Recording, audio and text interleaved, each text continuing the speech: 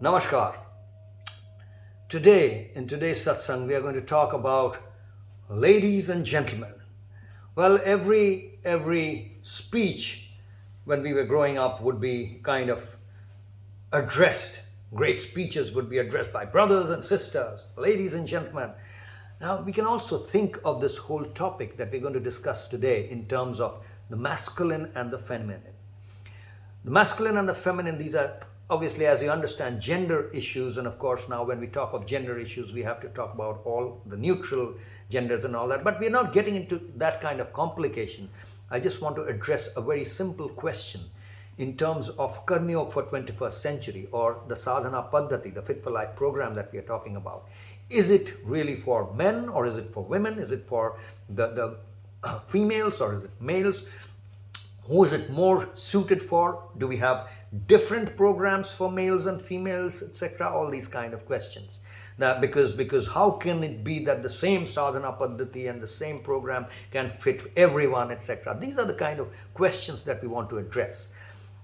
Well, and through this, as we address this question, I think we will be able to get some profound response as a response to, as an answer to this question. We will get some profound insights into this whole aspect of the difference and the similarities between the masculine and the feminine, and how we should approach it in life, because it's an important issue in life. Especially, I must take you to my childhood days when as we were growing up. That was the time. It was the 20th century. We are in the 21st century now, but in the 20th century, which is the late in the 60s and the 70s, 1960s, 70s, when we were really growing up as children, we noticed this was a phenomena that had taken a lot of vehement appeal all around the world. The whole phenomena of women's liberation. Women had felt, especially in the modern Western world, the modern developed, not only Western, the modern developed world, developed nations, the women were had started a whole revolution to get equality, to get the same footing in society.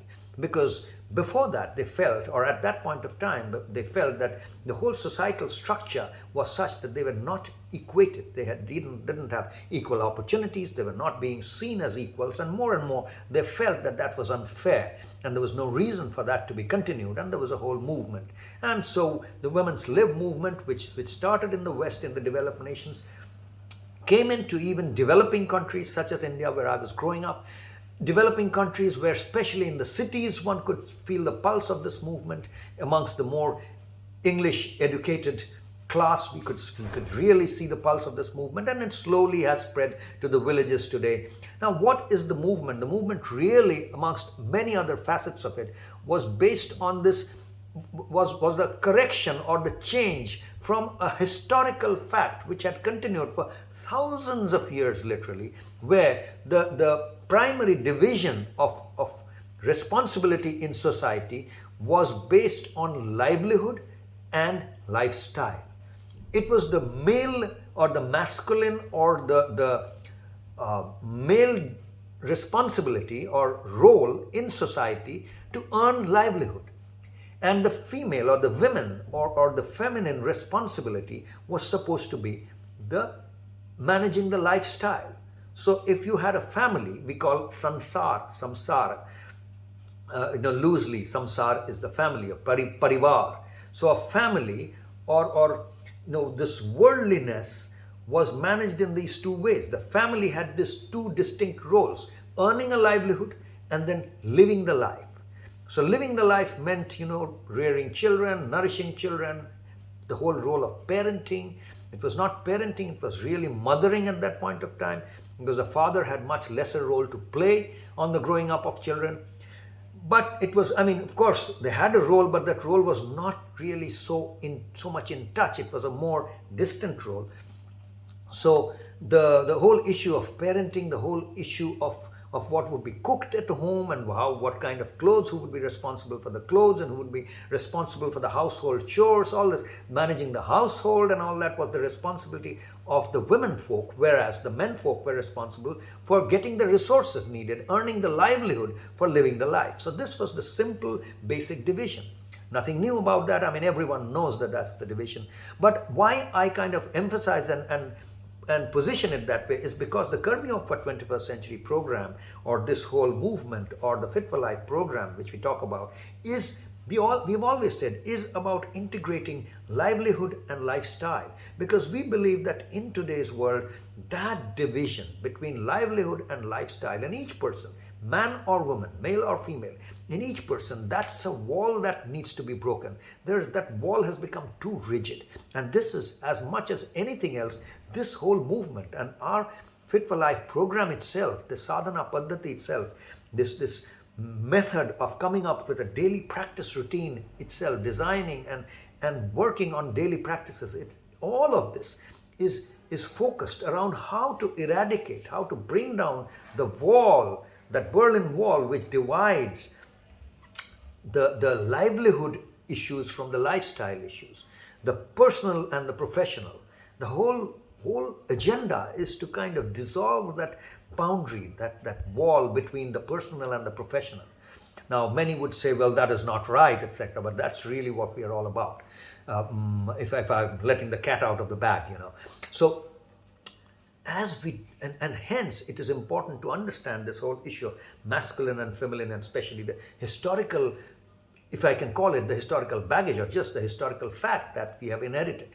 Now then the Industrial Revolution came, and factories and machinery and electricity and everything that was on the male dominion, because most of the work of livelihood earning work which required force, power, strength, which was a domain of the masculine, of the males, that got dissolved, and it was possible to do a lot of work, to achieve a lot of things with the help of machines. Now the strength and the power and the force which was typically something that the males would exercise, that was being done by the machines, and operating the machines and working on the machines and designing the machines required more of mental work, etc., which could now be done by both men and women, and hence there started this whole movement of bringing that kind of equality. Now at this point I'll take a quite a small little detour, segue into the other issue of Karma Yoga for 21st Century and the Fit for Life program. We always say that it's about Tan Prana Man Chit. So Tan is the physical dimension, Pran is the energetic, Man is the mental, and Chit is the spiritual, or body, energy, mind, and consciousness. Now, as we see, we've always said, we've described this often. I mean, I'm becoming like a stuck record now, probably, about this particular issue of how this is from physical to spiritual, is from gross to subtle, gross to subtle, to subtler to subtlest. Now, what is to be understood, that because we give so much importance to these particular aspects, and we said that this Fit for Life program is actually a program which helps us integrate all these four dimensions and exercise and strengthen and develop all these four dimensions simultaneously. So it's very important to understand the nitty-gritties of these dimensions. So we must understand that when it comes to the physical dimension, the body, that is where the male body and the female body is completely different. There's little resemblance and a lot of difference there. Whether it's the internal anatomy or externally what we look like, body parts, etc., there's a huge difference. And that difference cannot be kind of just wished away. So that difference is there to stay, and that is where we are totally different.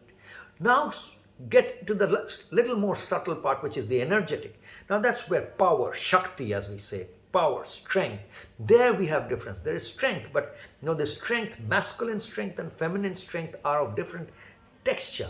Both are strength. I mean, it's a different kind of strength. One is more relational, and one is more, force, and one can move the earth and the other can can melt the planet. That's the kind of strength that both have, but these are different. Now, when we come from energetic to mental, well, that is where again, today, I mean, we are clear that whether it's psychotherapists, psychologists have done enough to establish and agree in every which way that the mindset, the feminine mindset and the masculine mindset are different. This is a different mentality, as we say. They're not the same mentality. and they're not supposed to be, although there are a lot of overlaps. I mean, the mind works in many ways where there's a lot more overlap. I mean, so from physical to energetic to mental, now we are getting to more overlaps, but still there's a huge difference. Now, from there, as we come to the spiritual dimensions of consciousness itself, there we find that there is really complete overlap.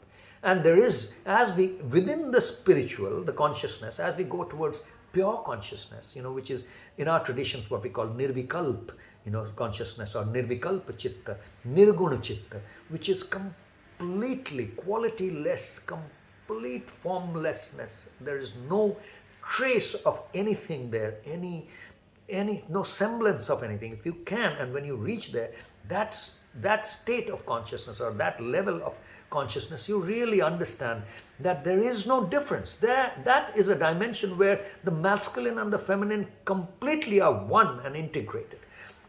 So it's futile to even try to be one there, because it's already one. Anything that you try in that dimension to bring equality is actually you're acting foolishly, because you're already one. You cannot make it one, and you have to just recognize where we are one and where we are not. If you try to bring equality in the physical dimension, well, you are being stupid. In the same way that you're trying to bring equality in the spiritual dimension, you're being stupid, because in the spiritual dimension you're already completely, always already equal, exactly the same, whereas in the physical dimension you will never be equal. No matter how many surgeries you do and whatnot, whatever genital surgeries and this that you do, you will never be able to completely be equal. So in the physical dimension we are different, and there's nothing that we can do to make it completely the same, whereas in the completely spiritual dimension we are always already completely the same. So there's nothing you can do to differentiate it. So this is to be realized and understood, and once you do that, once that happens, then all these issues dissolve. Whether Karma Yoga and the sadhana is for males or females, etc., it dissolves. Is it more tuned towards males or females? No, it's tuned towards everyone. It's a life, it's a way of life for anyone and everyone, but it's different. In the physical dimension, it's different for everyone. How we design and go about the sadhana in the physical dimension is different for males and females, and how we go about doing this in the engaging in this in the more spiritual dimension is the same. So that's how the sadhana is same for everyone. And I would just like to bring one example here, which kind of should put the nail in the coffin, as they say, or hit the nail on its head completely. Is if we take the example of, let's say, a UFC, mixed martial arts, or a boxing, or those domains, which of course even those domains are now both masculine, males and females are participating, but once upon a time, or they're seen more as male dominated areas or sports, which are more male dominated sports. Even within that we see differentiated between, let's say, the heavyweight, middleweight, lightweight, etc. Now we don't expect the middleweight and the heavyweight to fight the battle with the light, or do the fights with the lightweights. Why have we differentiated that? We have not made it equal and said that, oh, everyone is equal, because those are physical differences. We are talking about weight, which is something to do with the physical aspect of our being. So we have clearly made differentiation, and we don't expect the heavyweight guy to come and fight with the lightweight guy, and they don't fight for equal rights to fight each other, etc. So that's to be understood. That differentiation in the physical dimension is inevitable. Everything in the physical dimension is differentiated and is different, and everything in the completely spiritual dimension is always already totally integrated and one. So just to understand this, recognize this, and then indulge in our sadhana, in our practice, daily practice, so that ultimately, depending on the situation, irrespective of which body we happen to inhabit at that point of time, we must understand that we are inhabiting this body. It could be a male body, it could be a female body. That pure I is both male and female, whereas the body is either male or female. Irrespective of which body we inhabit, it is in our power to integrate all this, and through this body be an expression of that integrated power of masculine and feminine, and hence behave. When it comes to our karma, actions or behaviors, it is up to us. Depending on a situation, the same body can become an expression of the feminine or an expression of the masculine. It really doesn't matter which body you inhabit at which point of time. Our sadhana should enable us to express the integrity or the integration or the oneness that is there in the pure spirit of the masculine and the feminine. That integrity, depending on the situation, we should be able to manifest. And of course, if we are unable to manifest either of these just because we have a different body, our sadhana should keep pushing ourselves so that become a manifestation of that oneness of males and females, depending on the situation, of course. That's all for today, friends. Thanks a lot for watching and tuning in and remaining engaged. Take it easy and take care. Namaskar.